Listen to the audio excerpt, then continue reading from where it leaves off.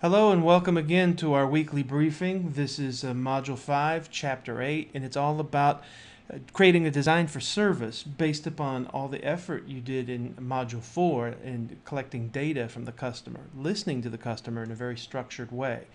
In this module, we'll learn techniques on how you'll take that information and create a standard for service based upon what you at least thought you heard the customer say. This is aligning service design and standards, which came out of your effort in Module 4.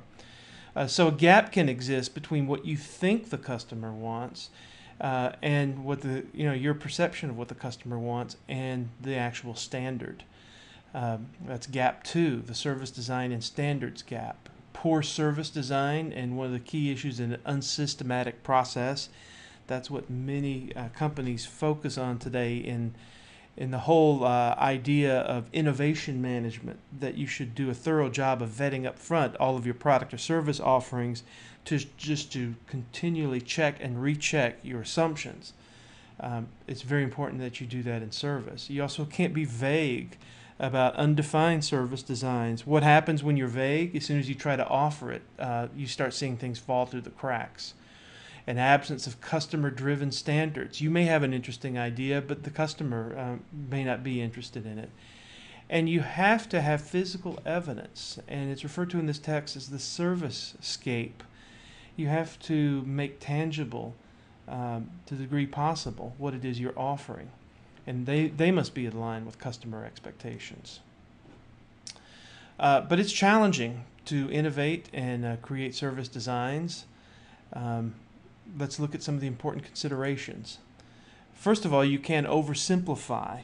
And if you just use words to describe the services you're going to offer, you can very much oversimplify. You may miss something and be incomplete, and it could lead to subjectivity. So what we're going to learn this week, introduce the idea of the service blueprint to help you get beyond the oversimplification and the incomplete thinking that could come in just verbally describing services.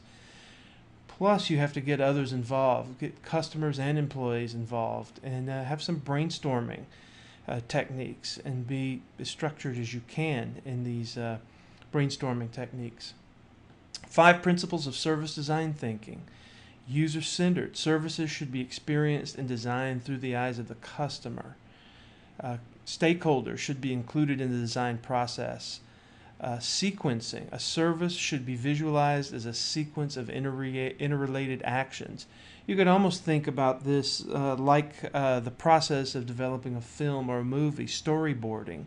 Think through the whole sequence of events and ask probing questions to make sure you haven't missed anything. Provide evidence to make your services that are intangible visualizable by the customer. Think of the entire environment. What are types of innovations that a firm can produce? You can have radical new ideas, startup businesses, a new service for current market, a service line extension, improvement of service, style changes. Now, here's how you should think about developing a service in terms of management input. So as you go through the front-end planning process, you need to have the courage and the will to stop things when you find holes in the story. You start up front with business development strategy review, new service strategy development, generate ideas. But if your ideas and strategy aren't consistent, that's where you should call a halt to it, scrap it, move on and look at something else. If the concept doesn't test well, that's another stopping point. So you see all of these stop signs. This is like very similar to the stage gate method of product development. You have gates up front in your feasibility and concept development for your product or service, and if it doesn't pass these gates adequately, you have to have the will to kill it. Otherwise, you're going to bring a service to market that doesn't get the job done. Now, you can view services in terms of existing and new offerings and current and new customers. So you should consider where your new service idea fits into this scheme, because the most risky service you could launch is a new offering to a new customer. That's diversification. You're going to know less about that than you will your existing businesses. And I'll have to say that people get excited about diversification, but one of the reasons they do is because they don't know what they're getting into, and it seems very exciting. So beware of new services to new customers.